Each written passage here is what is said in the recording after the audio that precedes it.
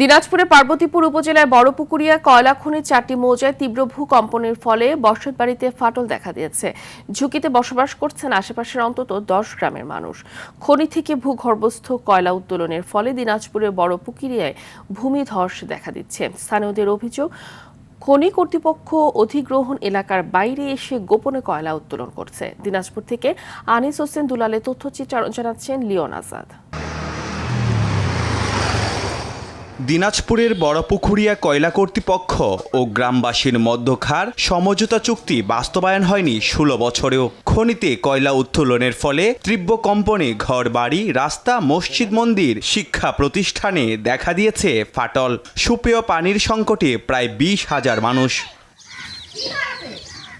গভীর রাতে বিকট শব্দ ও কম্পনে নির্ঘুম রাত কাটছে এলাকাবাসীর। বড় ধরনের দুর্ঘটনার আশঙ্কায় রয়েছেন তারা। স্থানীয়দের অভিযোগ, খনি কর্তৃপক্ষ অধিগ্রহণ এলাকার বাইরে এসে গোপনে কয়লা উত্তোলন করছে।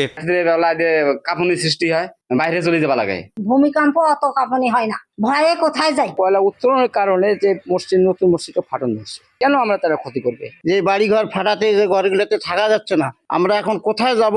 বসতবাড়ি রক্ষা কমিটি বলছে এই ব্যাপারে লিখিত অভিযোগ করলেও কোনো পদক্ষেপ নেয়নি কর্তৃপক্ষ।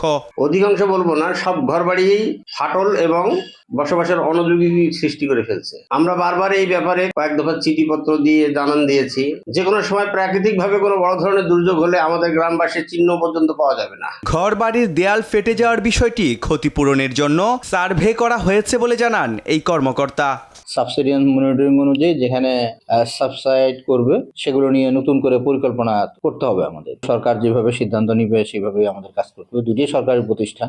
কর্তৃপক্ষের গাফিলতিতে দিনাজপুরের বড়পুকুরিয়ায় বিপন্ন জনজীবন। ভূমিধস, ঘরবাড়ি ধস আর পানি সংকটে গ্রামের হাজারো বাসিন্দা। আর কত ক্ষতির বোঝা বইবে বড়পুকুরিয়াবাসী। Leone Azad, RTV।